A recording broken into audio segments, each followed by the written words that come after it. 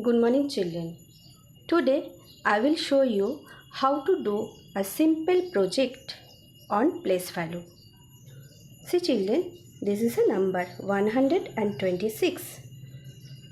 We have to show the place value of each digit by the pulses. You can choose any other pulses also.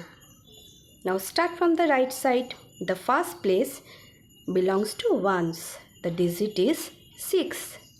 6 ones is equal to 6. So paste here 6 pulses.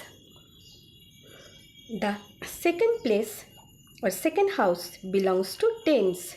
The digit is 2. 2 tens is equal to 20. So paste here 20 pulses. The third house belongs to hundreds. The digit is 1.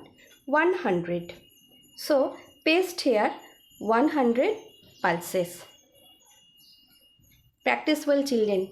Thank you.